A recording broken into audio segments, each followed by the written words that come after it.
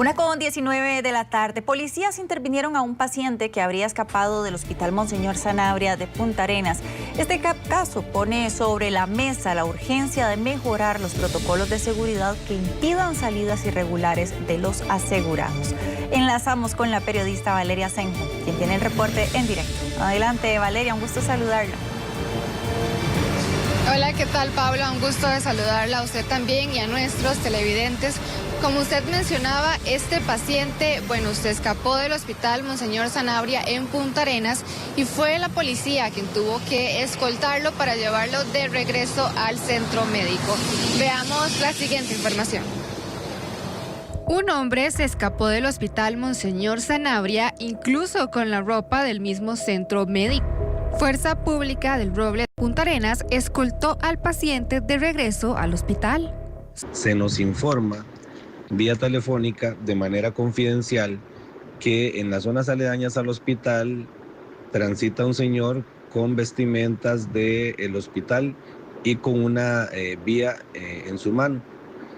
Es en ese momento donde se desplazan los oficiales a verificar la información y en efecto ubican a un señor con esas características, se hacen las coordinaciones con el centro hospitalario y posteriormente, ya una vez que le realizan la valoración correspondiente, el mismo es acompañado por nuestros oficiales ya a la parte externa del hospital, quedando ya el mismo debidamente atendido.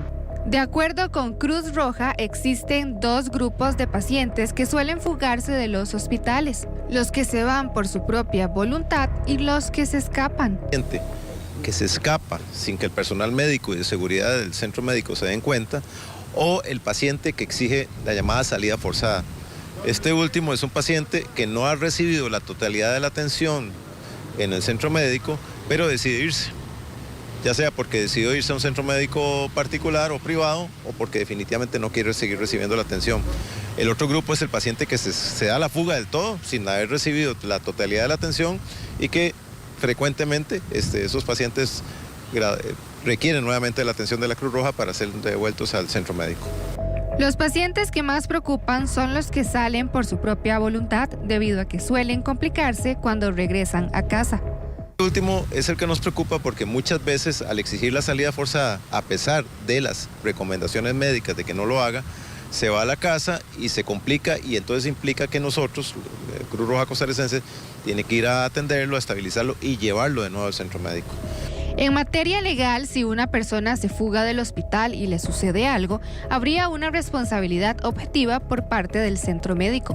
Un paciente el cual burla los controles de seguridad, simplemente se escabulle y no se realiza ningún tipo de control o protección sobre su bienestar, y a raíz de esto sufre algún percance en su salud que pueda ser imputable a esta situación, allí podríamos entonces estar hablando de una responsabilidad objetiva. Noticias Telediario consultó a la oficina de prensa de la Caja sobre este caso. Sin embargo, al cierre de edición, nuestra consulta estaba en trámite. Le informó Valeria Asenjo, Noticias Telediario.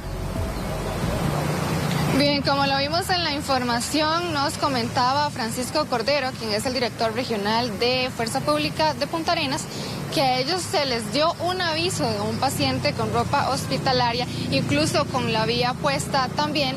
Ellos abordaron la zona y fue ahí donde lo encontraron y lo regresaron al centro médico.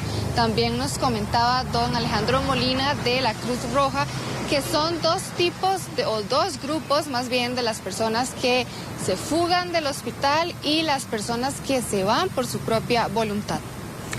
Bueno, y es que ahorita tocaban una problemática bastante importante de la cual también podríamos vernos perjudicados nosotros, el resto de la población. ¿Por qué? Porque son pacientes que ahora lo decía el entrevistado, se escapan o se van por su propia voluntad del centro médico, por lo general deben regresar y su situación de salud se agrava, lo cual representa para la Cruz Roja también una inversión de recursos para realizar ese traslado.